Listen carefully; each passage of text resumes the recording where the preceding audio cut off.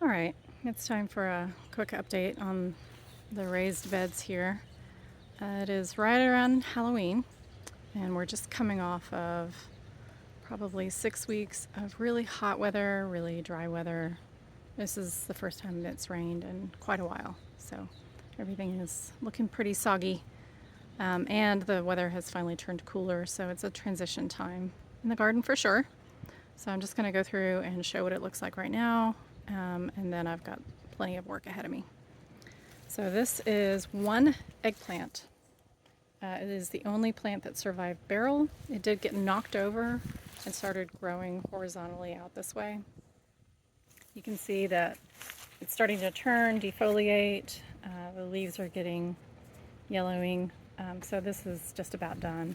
There's a few eggplant on here, so I'm going to harvest the last of it and then take this out and let the garden rest a little bit before I put in a winter crop. Not sure what yet. This is gomphrena. I really did not like it. I tried to grow it over the summer and just didn't enjoy it. And I cut it back and it grew back from the roots. So this is what it looks like. So if you like gomphrena, it does really well here in the North Houston area with our heat and weather challenges. I just found it, I mean, it looks really dingy right now, but I just found that it never really looked great, and the stems are really weak, so they don't make great additions to things like cut flower arrangements, which is what I intended it for. So that's going to come out as well. Here we have growing on the arches some zucchini. This is Rampicante. So I've got one right now. I've got a couple healthy plants on this side and not so healthy plants on this side. So this one's completely dead. This one isn't really going to do anything. This variety is supposed to be resistant to squash vine borer, which is why I grew it. So it's about a 50-50, but it grows this very long squash. So when they're young, they're bright green. You can harvest them and cook them like zucchini or summer squash, or you can let them go, which is what I'm doing. They'll get much bigger, turn orange, develop a hard rind like a very big butternut squash. So I'm going to see what this guy does. I don't think I have any other fruit on here, but some pretty healthy leaves, so I'll let that go. This is a basil plant. It was very, very small, maybe 6 inches, just a couple months ago. And it is taken over and flowered, which you can see the bees on here. So they're enjoying that quite a bit. So I'll let that go. I did have underneath it, let's see, I think this is lettuce of some variety. I don't know, it's a mess. I've got a zucchini in there that was a patty pan, and I got 3 fruits off of it, and it just needs to come out. It's kind of rotting underneath here, and there's pests, so I need to liberate this bed quite a bit and cut it back, get some airflow back in here. You can see even the zinnia is suffering, and this has just gotten way too big and rangy, so all of this needs a little help. Zinnia is usually thriving this time of year, and this is looking very sick, so I'll probably come back and do some hard pruning. I did start cucumber really late in the season. I think it's too late for these to do anything, but normally it would be growing up this arch and producing some cucumbers. It's like I think it's technically a cucumber melon. It's an Armenian cucumber. It does really well in our area, can tolerate the heat and whatnot. Here's the other side of the squash. Oh, there we go. Here's some patty pan. So this is what they look like. A couple little guys here. So I'll probably harvest that. You want to harvest it about 2 to 4 inches across. So this is about ready. And cook it up. Here's the back of the basil. I did have carrot that I had started under here that's just getting completely suffocated by the basil and the Rampicante zucchini here. So again, once I liberate this bed, probably the carrots will do a little bit better. And then I'll start things like radishes and beets and whatnot for the cooler weather. Here's the other side of the cucumber. These are growing a little bit better because they're not being suffocated.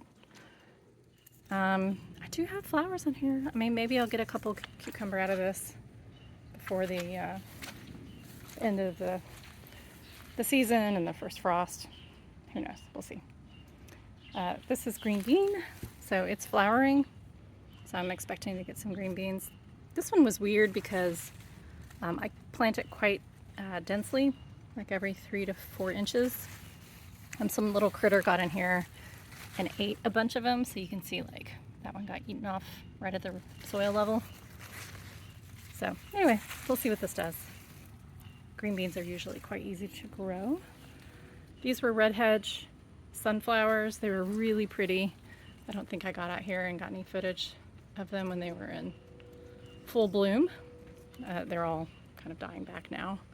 But this was a really pretty variety and looked really, really nice.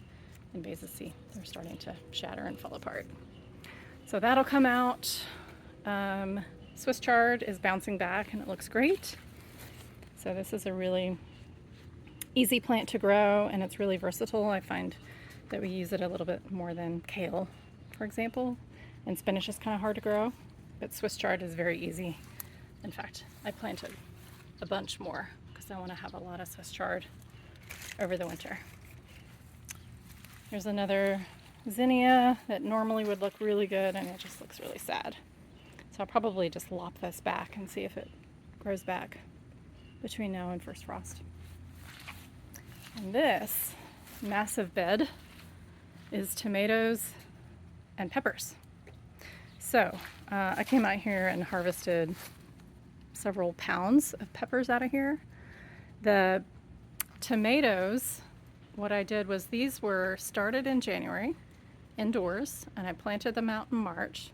They produced over the spring. The summer they suffered from the heat and all I did was cut them back at the soil level and then they regrew. So this is the same plant that I started from a seed in January.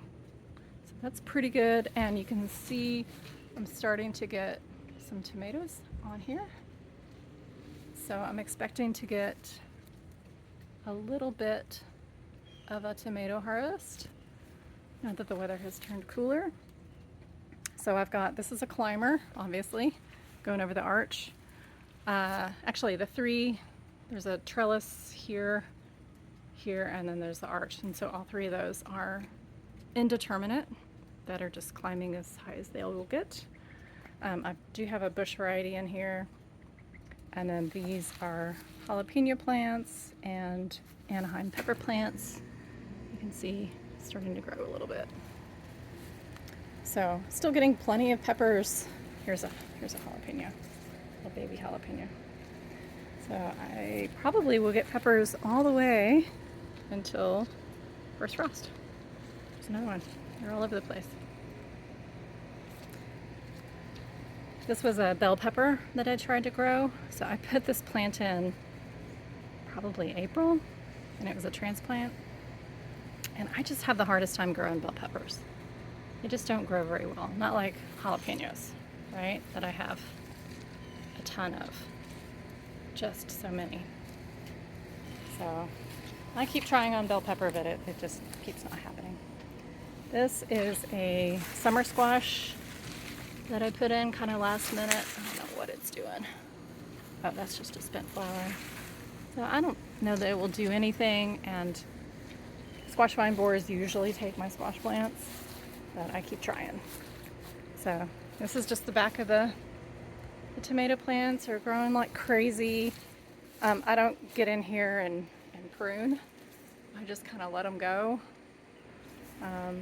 It makes hunting for tomatoes and peppers a little bit challenging, but oh look, there's some of the Anaheim peppers that I'm growing. So you really have to I have to get my head in here and find the harvest.